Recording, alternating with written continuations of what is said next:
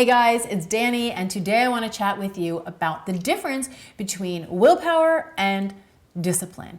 Now, a short while back, I posted a video that was titled, Why Willpower and Self-Control Will Not Help You Lose Weight. And while it really resonated with most of you, there were a handful of you who completely disagreed with me and were almost even angry at the suggestion, right? So I want to take the time to kind of dive in a little bit deeper, because while I think we are definitely all entitled to our own opinions, I do like to make sure that there's clear communication going on and that you understand where I'm coming from and exactly what I mean, because sometimes I think the truth lies in the details. So let's start by defining what I would call willpower and or self-control, right? When it comes to food. So for me, what that means is there is an eating plan, there is a system or an eating approach that we believe if we could just follow the rules and stick to the plan, we would be good. And what this approach does is it invites us to disconnect from ourselves, from our experiences, from our lifestyle, and from our inner knowing. And instead of using our inner wisdom as part of the path to guide us to where we're trying to go, we disconnect and we try to will and control our way to the destination. And a good way to know if you are doing this is you feel like you are constantly fighting against yourself, because you are, right? You're not taking the time to understand yourself or understand your body or understand your needs. You're just like trying to force and push yourself to the finish line, right? That will leave you feeling like you are in a constant battle with yourself. And I promise you, it is a battle that you will never win. And if you happen to be one of the few who can will and control themselves to the finish line, while you might find that you can reach the goal on the scale, what you cannot reach is the emotional desire for freedom and self-confidence and self-approval. When we are constantly willing ourselves to stick to the plan and be the good girl or the good boy, what we do while we're shrinking our body is we shrink our sense of self. And for me, that cost is not worth the price of admission. Self-discipline, on the other hand, is a process of getting to know yourself and your body and your truths, and then practicing living in alignment with or honoring those truths. This is not based on what someone else is telling you about you or what the magazine is telling you you're supposed to do. This is based on an intimate relationship that you develop with yourself and then standing in honor of that truth, right? So for example, and I think this happens all the time, you might find that you're somebody who enjoys long walks and yoga.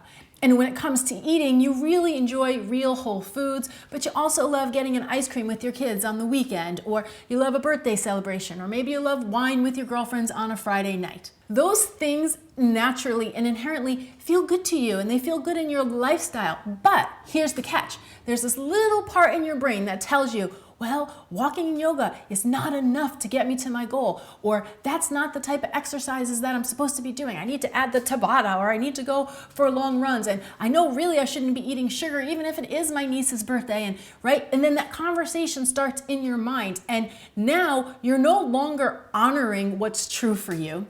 You're creating additional stress, and oftentimes that additional stress is exactly what leads us to overeating or to binge eating, rather than had we just stayed in alignment with what was true from us from the beginning. I also want to add that sometimes what really feels good for you and what might put you at a healthy weight and a healthy body that has energy and is creative and can move and be in this world might not be a size 4.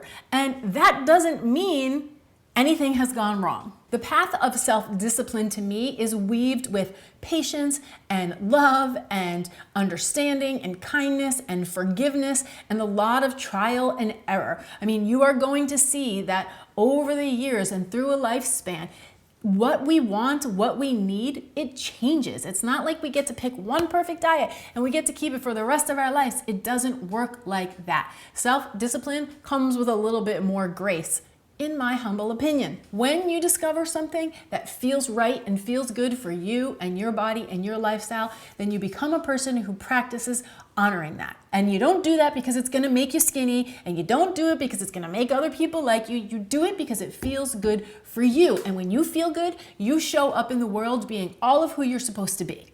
And guys, this is why I do encourage people to try on lots of different eating styles. And I think all the diets out there, they exist for a reason. It's because they do work for different people, and there's nothing wrong with trying them on, right? But you can't leave yourself out of the equation. You can't think that the diet or the plan has more knowing than you have. You have to bring it into your world, and then you've got to notice, right? You've got to notice, how does this work for me? How am I reacting to this? How does this align with my lifestyle? How is my energy? You've got to notice and tweak and adjust so you find a way that works for you and for your lifestyle. Because it's really, truly, I say it all the time, it's not just about the food on the plate. It's how it works in the whole picture. You know, what worked for me at 20 wasn't the same as what worked for me as 30, and it certainly is not the same as what's working for me at 42. And my body has also looked different in all of those stages as well, right? It's not just about how we look. It's always going to come back to how we feel. And on that note, I do want to acknowledge the fact that I do think we live in a society that makes it very difficult sometimes to say, hey, you know what? I'm going to eat in a way that makes me feel good. I'm going to move in a way that makes me feel good. And then I'm going to give my body permission to land where it lands, right? It's kind of like, well, if I'm going to eat a certain way and I'm going to move a certain way and the scale doesn't reflect those efforts, what's the point, right? But I promise you, we're not all supposed to be a size 4, and that really is okay. And that really is a whole other video, because that's a huge conversation that bubbles underneath all of this, right? For so many of us, it's the desire to change our body that drives the desire to change our eating habits. And until we work on accepting and allowing the body to be where it is, it's very hard to find that relationship with food that so many of us are craving. So I hope that this clarifies things a little bit. Again, I'm not saying you all have to agree with me. I just like for the communication to be crystal clear. For me, willpower and self-control is a disconnect from self when we're trying to follow the plan. And self-discipline is the act of taking the time to understand ourselves so we can live in a space that honors that.